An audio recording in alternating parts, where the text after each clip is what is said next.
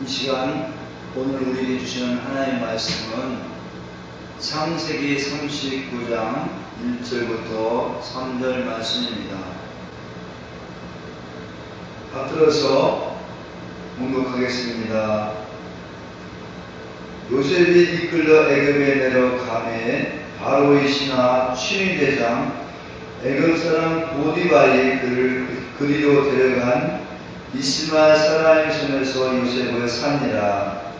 여호와께서 요셉과 함께 하심으로 그가 형통한 자가 되어 그의 주인 애굽 사람의 집에 있으니 그의 주인이 여호와께서 그와 함께 하심을 보며 또 여호와께서 그의 범사에 형통하게 하심을 보았더라.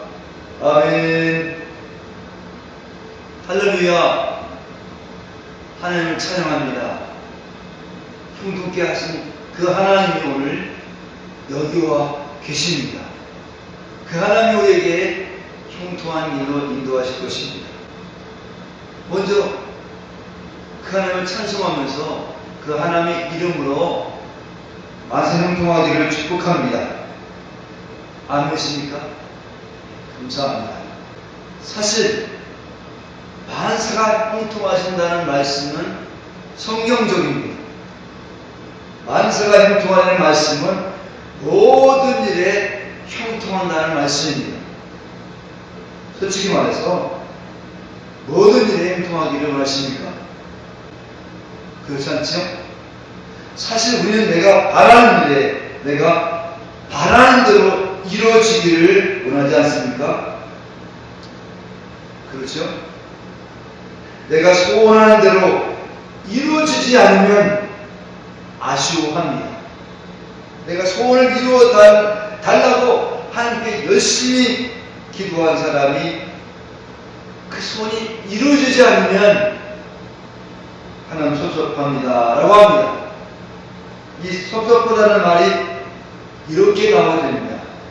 하나님은 나를 사랑하지 않는가 봐 라고 하는 말로 바뀌어서 나오게 되었습니다. 간절한 소망이 있어 금식하며 작정한 기도의 사람이 내 뜻대로 이루어지지 않았으면 섭섭해합니다. 그리고 더 심하면 하나님 너무합니다 라고 말합니다. 여러분들은 이런 마음들을 가져보지 않으셨습니까? 저는 이런 마음들이 많이 가져봤음을 실토하는 것입니다. 아무튼 만사 형통하신다는 말씀은 참 좋은 말씀입니다. 다만 우리가 이 말씀의 의미를 잘못 알고 있을 뿐입니다. 오늘 우리에게 주시는 하나님의 말씀은 한쪽으로 치우친 사고방식을 새롭게 알려주시기 위해서 오늘 이 말씀을 주고 있습니다. 하지만 진정한 하나님의 말씀 의미를 알고 새로운 삶의 자세로 우리를 인도하시기 위해서 이 말씀을 주고 있는 것입니다.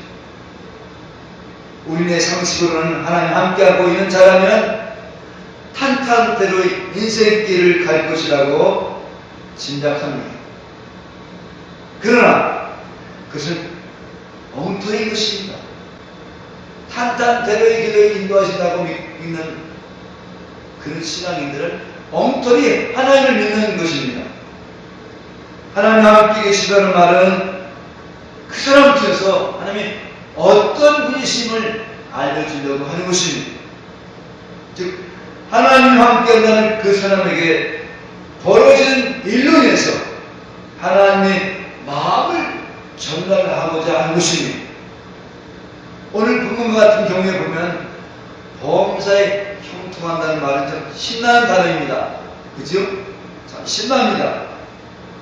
사람들은 이 만사형통, 즉 만사가 풀리기를 원하기 때문에 그렇습니다. 그러므로 만사형통한다는 말이 나오면 눈이 번쩍 뜰 수 있습니다. 나도 요셉처럼 범사형통한 사람이 될 수 있느냐고 대신 기리하게 되어집니다. 사실 요셉 형통에 된 것은 누가 그렇게 했습니까? 예, 하나님이 그렇게 하셨죠. 하나님 함께 하셔서 성도께 하신 것입니다. 보디발도 하나님이 함께 하시는 것을 요셉을 통해서 알게 되었습니다. 따라서 그 주인이 그 소유를 다 요셉의 손에 위임하고 자기가 먹는 음식 외에는 다 간섭하지 아니했던 것입니다. 근데 요셉은 영구가 순수했던 사람입니다. 아담했습니다. 이 아름다운 외모가 화근이 되고 말았습니다. 아름답다는 것은 결코 죄는 아닙니다. 근데 이 악한 인간 세계에서는 그것이 죄를 일으키는 원인이 되기도 하는 것입니다. 요셉의 주인 아내가 요셉을 보고 동침을 요구하였습니다. 그것도 한 번이 아니라 끊임없이 동침을 요구했습니다. 소위 직장의 상급자에 의한 성폭행을 당할 처지에 놓인 경우와 같은 것입니다. 주인 아내가 날마다 동침을 요구했습니다. 그때마다 요셉은 또 대처하게 됐습니다. 그래서 현재 요셉의 입장에서는 단순히 주인이나 주인의 처만 함께 있는 것이 아니기 때문에 그렇습니다. 요셉에게는 지금 불꽃 같은 눈으로 보고 계신 하나님이 계시고 있음을, 살아계심을, 그 하나님 함께 계심을 알고 있었기 때문에 강력하게 대처할 수 있었습니다. 그래서 그인에게 다음과 같이 얘기했습니다. 어찌 큰 악을 행하여 하나님께 득죄하리요 라고 말입니다. 그러나 주인의 처는 그 소리에 막무가내였습니다. 왜냐하면 잘생긴 요셉의 얼굴만 보이지 거룩하신 하나님을 보지 못하기 때문에 그렇습니다. 즉 그녀는 요셉을 단지 자신의 성적 상대로만 여겼습니다. 이것이 보디발의 처의 맹점이었습니다. 보디발의 생각만 이 땅에 있는 것이 아니라 요셉의 생각도 있었던 것입니다. 이 세상에 결의 차이가 있는 것입니다. 그 결의 차이는 뭐냐면 선에 대해 악의 보복이 있다고 하는 사실을 이 땅의 사람들은 지나쳐버리는데요. 근데 선에 대한 악의 보복도 있다고 하는 것을 우리는 보디발의 처를 통해서 알게 되었습니다. 보디발의 처는 요셉이 자신의 욕구를 들어주지 않았다고 다른 것이 무척 상해 있었습니다. 이런 이유로 주위 사람들에게 거짓말을 유포합니다. 요셉이 나를 겁탈하려 했다고, 겁탈하려 했다고 뒤집어쓰게 되었습니다. 이런에서 요셉은 우리에 갇히게 되어지죠. 사랑하는 여러분, 요셉은 왜 감옥에 가야 되었을까요? 왜 감옥에 가야만 했을까요? 열심을 다해서 그 집안을 돌봐주는데 말입니다. 그것은 잘생긴 용무 때문에 그렇습니다. 요셉은 준수하게 생긴 미남 청년이었습니다. 잘생겼다는 것은 참 좋은 것입니다.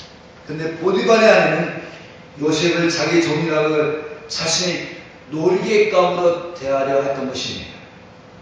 이에 하나님이 함께한 요셉은 보디발의 아내 말에 계속 거절하게 되었습니다. 이런에서 보디발의 아내가 마음이 상처를 받았습니다. 보디발의 아내는 선과 악을 떠나서 일단 자신의 자존심에 큰 상처를 입었습니다. 그래서 그이는 인간으로서 도저히 참을 수 없는 분노를 느꼈습니다. 이런 상황 속에서 옳고 그름에 눈에 들어오지 않았습니다. 옳고 그름이 자기 눈에 들어오지 않았습니다. 오직 자기 자신의 말을 거절했던 이유로 분노가 솟구쳐 올라왔습니다. 과연 우리라고 해서 이런 마음이 생기지 않을까요? 오늘날도 많은 사람들은 교회에 나와 함께 엎드려 기도하기를 자신이 훼손된 한껏 높여달라고 기도하는 것입니다. 그러나 성경 말씀에 대해서 만약 그 자존심이 훼손당하고 있다고 느낀다면 하나님이든 예수님이든 목사든 장로든 누구든지 거절하고 싶은 충동들이 우리 마음속에 있는 것입니다. 아니라고 표현할 때는 곧잘 하나님의 은혜나 예수님의 공로를 찬양합니다. 허나 막상 자기의 자존심이 뭉개지는 사건이 일어나면 하나님마저 믿다고 합니다.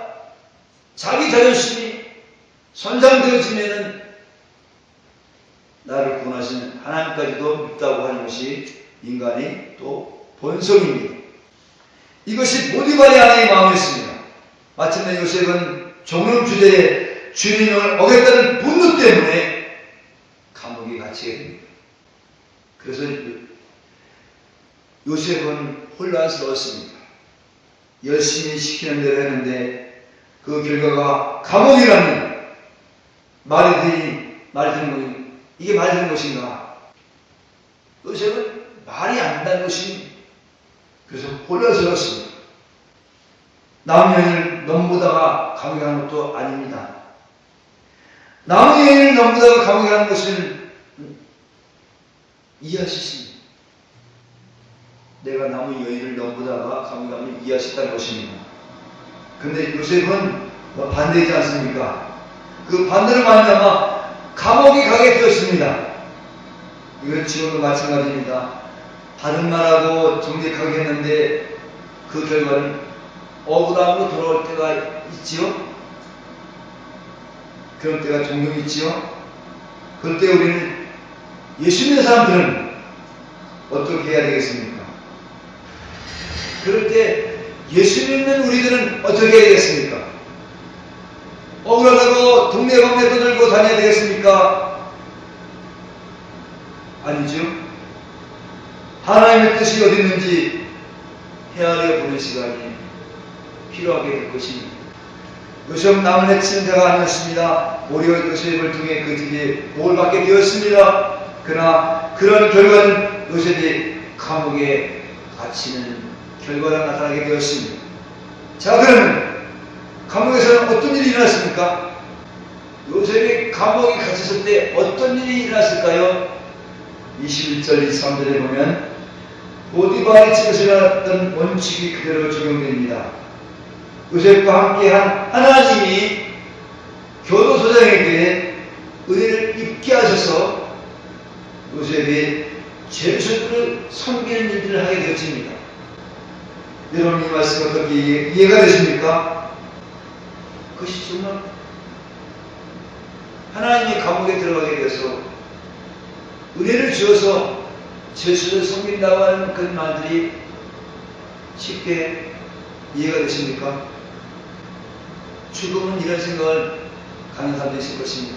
아니, 하나님께서 은혜를 베푸시면 감옥에 안 들어가게 해야지 감옥에 들어가 놓고 은혜를 베푸시다니 이 말이 되느냐? 이런 생각도 하나님 있을 것입니다. 하나님이 은혜 주신다면은 요셉에게 감옥에 들어가지 않고 이 땅에 아버지 뜻을 이루어가셔야지 왜 감옥에 들어가게 하시냐고 그렇게 이해하는 사람이 있을 것입니다. 예를 들면 교통사고가 나서 다리가 골절됐다고 봅시다. 그러면 신앙인이면 하나님께서 은혜를 베푸셔서 다리 하나만 부어줘서 감사합니다 라고 이야기할 수 있겠죠. 그렇게 고백하는 힘들지만 성에 이끌어서 그렇게 얘기를 하고 있습니다. 하나님 다리 하나만 부어줘서 감사합니다 라고 말합니다. 또 그 치료하는 병원에서 은혜를 베푸셔서 수술을 잘 해주셔서 감사합니다라고 그렇게 고백할 수 있습니다. 그러나 여기에 이렇게 반문할 수도 있습니다. 아니 하나님께서 함께 하시면 교통사고가 안 나야지 사고 나서 난 다음에 은혜를 베푸시면 그게 무엇이 하나님의 은혜냐라고 이야기하시 이런 사람이 있을 것입니다. 그리고 차라리 면회 및 방지해 주셔야 하는 것이 하나님의 은혜 아닙니까라고 그렇게 이야기하는 것일 것입니다. 이것이 우리의 평소에 생각할지는 모르겠습니다. 그러나 하나님의 뜻은 다른 데 있습니다. 하나님 계획은 그런 곳에 있지 않는 것입니다. 성경 말씀은 바로 평소에 우리의 잘못된 생각을 드러내기 위해서 오늘 성경이 기록되어 있는 것입니다. 우리 평소에 잘못된 생각이 틀렸다고 하기 위해서 고난을 주시는 것입니다. 요셉이 가지고 있는 그런 고용받는 요셉이 가지고 있는 생각이 그것 가지고는 내 하나님 뜻을 이룰 수 없다고 내 뜻을 이룰 수 없다고 알려주기 위해서 하나님 요셉에게 감옥에 들어가게 하신 것입니다. 우리는 자꾸만 우리 뜻을 하나님의 뜻으로 오해하려고 합니다. 하나님의 뜻은 범사에 감사하는 것인데 우리의 뜻은 우리의 생각은 좋은 일에만 감사하고 하려고 하는 것입니다. 오늘 준 말씀 중에서 우리에게 말씀하시는 형통하심은 일이 술술 풀려서 나무롭게 살기 위함이 형통함이 아닙니다. 다시 말씀드리면 일이 술술 풀려서 나무롭게 살기 위해 위에서 주신 형통함이 아니라는 것입니다.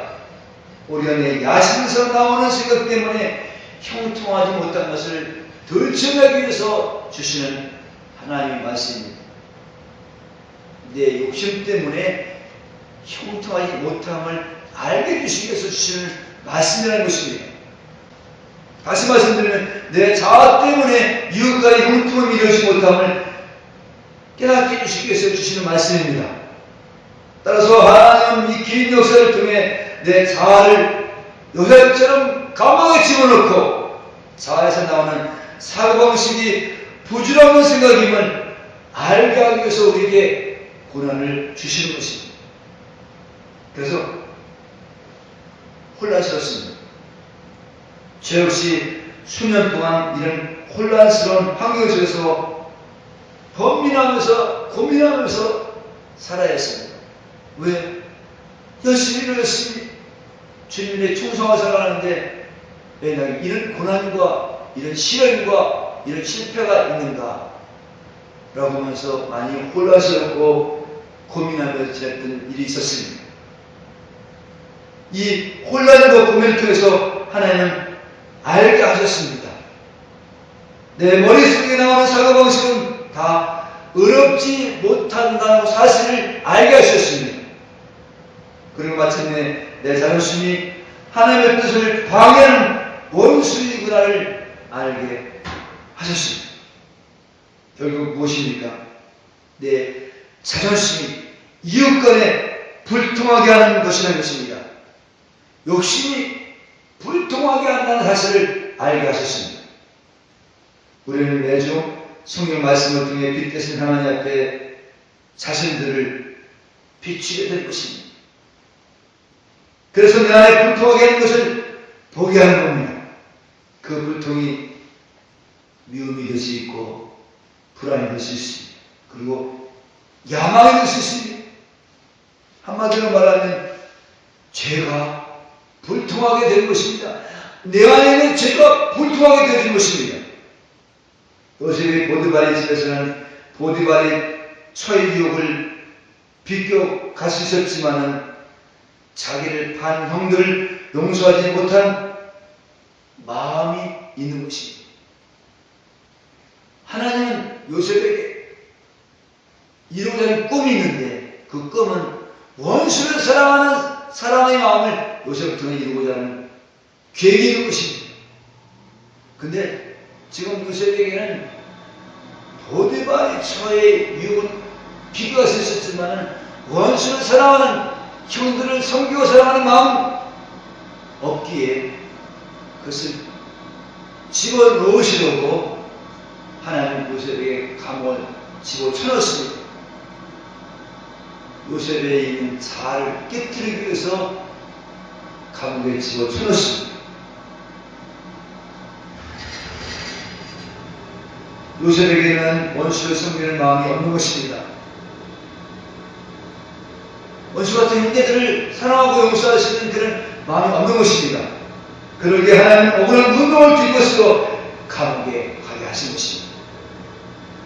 그 감옥은 바로 죽음의 현장입니다. 죽음의 자리입니다. 십자가의 자리입니다. 비록 보디발이 요셉을 감옥에 보냈지만 하나님이 요셉을 억울하게 감옥에 수년 동안 갇혀서 가진 고생을 하게 하였습니다. 이런 과정 중에 요셉은 그것에서 아주 자주 무시당했을 것입니다. 아마 열이 받쳐 머리가 돌지경으로 고통이 심했을지는 모릅니다. 그 과정 중에 하나님 그와 함께 하셔서 하나님 마음을 힘 주셨습니다. 하지만 요셉은 그 감옥에서 자아가 죽고 자아가 부서지고 부서진 그 자리에 하나님 마음을 힘주셨습니다. 그 하나님 마음이 무엇이겠습니까? 그 하나님 마음은 평안이요 기쁨이요 그리고 원수를 사랑하는 사랑의 능력을 부어주신 것입니다. 이 원수를 사랑하는 사람들을 이 원수를 사랑하는 분들을 용서하고 그들을 돌보고 그의 가정을 돌보는 일을 하게 된 것입니다. 하나님께서는 마음으로 말미암아 그 하나님 마음을 갖게 하기 위해서 하나님 감옥에서 요셉의 자아를 다 빼뜨려 부신 것입니다. 사실 하나님은 요셉에게 국무치가 드린 것이 목적이 아니었습니다. 그것은 형제들을 용서하고 섬기는 과정 중에 단지 총리로 있게 하신 것입니다. 과정 중에 있었던 것입니다. 그런데 많은 사람들이 요셉을 살펴보면서 국무총리가 된 요셉을 본받자고 합니다. 물론 이 말은 틀린 말이 아닙니다. 하지만 이것은 산 위에 숲을 보지 못하고 나무만 보는 꼴입니다. 전체를 보지 못하고 일부만 보는 꼴입니다. 결국 하나님의 진정한 마음을 알지 못하는 꼴입니다. 성도 여러분, 지금 요셉은 누구를 알려고 하는 것입니까? 성경에 요셉을 지금 등장시켰는데 그 요셉을 등장시켜서 누구를 좀 알려주려고 하는 것입니다. 나중에 오신 예수님을 보여주는 도구로 하나님이 선택하셔서 지금 요셉을 사용하고 있는 것입니다. 다시 본문으로 돌아갑니다. 왜 요셉은 억울한 누명을 쓰고 감옥에 들어갔을까요? 여기에 확고한 하나님의 뜻이 있습니다. 그것은 원수를 사랑하는 사랑을 알게 하기 위함입니다. 자기를 판 형들을 용서하고 그를 섬기기 위함입니다. 이 일을 예수님이 이 땅에 오셔서 완성하셨습니다. 즉 용서하고 섬기고 사랑하는 일을 예수님이 다 이루셨습니다. 예수 용서하고 섬기는 사랑하는 일을 위해 자신은 가난한 삶을 사셨습니다. 그리고 자기가 만든 제자들이 발밑에서 내려가 발을 씻겨주셨습니다. 잘못한 인간을 위해 70번씩 7번까지 용서하시기 위해서 십자가에서 피 흘리며 죽으셨습니다. 예수는 한마디로 자신의 삶이 없으셨습니다. 모두 아버지 뜻을 따라서 그 뜻을 이루기 위한 삶을 사셨습니다. 근데 예수님은 하늘의 권세에도 매지 않고 땅의 권세에도 매지 않으셨습니다. 그리고 음부의 권세도 매지 않으셨습니다. 그분은 진정한 자유가 무엇인지를 다 보여주셨습니다. 그분은 우리의 구원자이십니다. 그분의 말씀은 택한 사람 되겠습니다. 그분의 말씀은 성령 받은 사람 되겠습니다. 성령 받은 사람들이 모인 곳이 교회입니다. 성령 받은 사람들에게 무슨 일을 하고 싶으실까요? 성령 받은 사람에게 무슨 일을 하고 싶을까요? 예, 범사에 풍성케 하는 일을 하고 싶으신 것입니다. 범사에 막힘없는 삶을 살기 위해서 주님 땅에 오셨습니다. 내가 돈이 없어 형통치 못할까요? 건강치 못해서 형통치 못할까요? 힘력이 없어서 형통치 못할까요? 아니, 진정으로 형통치 못하는 것은 가난도 아니요, 돈도 아니요, 건강도 아니요, 힘력도 아니요, 염려와 근심과 걱정 때문에 형통치 못하는 것입니다. 그래서 주님은 염려하지 말라 하셨습니다. 하나님 믿으니 나를 믿으라고 말씀하셨습니다. 하지만 우리 삶 현장 속에 하나님을 의지하고 그 하나님을 위탁하며 사십니까? 염려는 일이 일어나고 근심된 일이 있을 때 주님 말씀이 생각나십니까? 주님 말씀이 생각나기보다는 내가 어떻게 염려를 해결해야지, 내가 어떻게 근심된 일을 해결하지라고 말하지 않습니까? 그런데 이 세상은 나보다 더 힘센 마귀가 나서는 세상입니다. 이 세상은 내가 염려한다고, 내가 걱정한다고 해결하는 세상이 아니라 오히려 이 세상에 나를 지배하는 마귀가 더 염려케 하고 걱정케 하는 세상이라는 것입니다. 마귀가 돈과 권력과 북을 잡고 우리를 이끌고 저리 이끌고 가는 세상인 것입니다. 이런 세상을 내가 해결하니, 이런 세상을 내가 해결하라고 하니 더더욱 꼬이게 되면서 힘들어지는 것입니다. 성령 받았다고 자부하는 사람도 이 세상 원리 속에 벗어날 수 없습니다. 유일하게 벗어날 수 있는 길은 오직 예수님뿐이십니다. 예수님을 주님으로 바라보며 주님 안에 들어오는 길입니다. 주님 안에 들어오려면 내가 주님으로 행사했던 사고방식이 죄라고 인정해야 주님 안에 들어올 수 있습니다. 예배드릴 때 나의 죄를 용서하옵소서, 이제부터 주님께 맡기며 살겠습니다라고 우리는 고백할 수 있습니다. 하지만 우리 마음을 깨뜨려 보신 하나님은 진정으로 주인 되신 예수님을 주인으로 모시고 살고 있는가를 확인하기 위해서 가까이 있는 사람을 붙이십니다.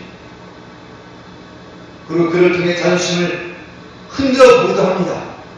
그때 자신이 죽었다고 하는 사람은 마음이 없습니다. 자신이 죽었다고 하는 사람은 그 마음속에 용침이 없습니다. 바로 이 모습이 형통함으로 인도받는 길입니다. 어떤 상황 속에서 막히지 않은 형통함이 범사에 형통한 것입니다. 성도 여러분, 범사에 형통하게 되기를 원하지만 범사에 형통하기를 원하지 우리는요. 근데 우리는 어떻습니까? 범사에 형통한 길을 갈 수 있습니까? 우리 인간은 절대로 범사에 형통할 수가 없습니다. 다만 오늘도 예배를 통해 하나님 말씀을 드리면서 나는 하나님과 이웃에게 불통을 끼친 죄입니다. 이 죄를 불쌍히 여기주옵소서 라고 은혜를 구하는 사람에게 성령님은 불안하게 하고 두렵게 하고 욕심 부르게 하는 원수마귀를 물리치고 평안케 하십니다. 감사케 하십니다. 기쁘게 하십니다. 지금 평안을 느끼고 감사한 마음을 가지게 된 상태가 형통한 지금 감사합니다. 기쁩니다. 염려하지 않습니다. 라고 하는 그 상태가 지금 형통함인 것입니다. 우리는 형통케 할 수 없지만 능력 하나님 함께 하셔서 형통케 하시는 은혜를 주실 것입니다. 우리는 하나님 자녀이기 때문에 그렇습니다. 물론 자녀이지만 고역한 자녀이긴 합니다. 아무튼 사회에서 하나님은 2014년 한 해도 고난 현장을 통해 우리 자존심을 부수고 어떤 상황 속에서도 감사하는 삶으로 인도하실 것입니다. 할렐루야. 우리는 이 안에서 형통케 하신 하나님이 우리 생각과 가치관을 밀고 들어오셔서 용서하게 합니다. 이해하게 합니다. 감사하게 합니다. 이렇게 우리 자존심이 부서지고 나면은, 우리 자존심이 깨뜨려지고 나면은 이미 나를 사랑해서 주신 세계가 보입니다. 서로 섬기는 세계, 서로 용서해주는 세계를 주님이 보여주십니다. 여러분의 삶 현장에 남을 이해해주고 배려해주는 일이 있다면 그것은 형통케 하시는 주님이 하시는 일입니다. 그런데 그 주님은 주무시지도 않으시고 졸지도 않으시고 함께 하셔서 형통함으로 인도하시는 것입니다. 즉 마음의 평강으로 이어가게 하시는 것입니다. 마음의 감사로 이어가게 하시는 것입니다. 이것이 하나님께서 우리에게 이루시는 형통함입니다. 믿습니까? 믿은 대로 될 줄 믿습니다. 기도하시겠습니다. 하나님 아버지 감사합니다. 형통함은 우리 주님께서 이루신 줄 믿습니다. 하나님은 요셉에게 원수까지 사랑하는 형통함을 이루시기 위해서 노예로 팔려가게 했고 감옥에 갇히게 하면서 결국 요셉의 자를 깨뜨리시면서 인간의 자로서는 원수를 사랑하는 형통함을 하지 못하는 것을 인간의 자를 죽여놓고 살아계신 하나님께서 이루어가시는 귀한 진리를 알게 해주시니 감사합니다. 믿습니다. 범사에 행동케 하시는 것은 지금도 살아계신 주님이 성령을 통해서 이루어가시는 걸 믿고 감사합니다. 날마다 행동케 하시는 주님과 함께 살면서 주님을 증거하는 그런 간증자로 남은 생에 살게 하옵소서. 우리 주 예수 그리스도 이름으로 간절히 감사하며 기도합나이다. 아멘.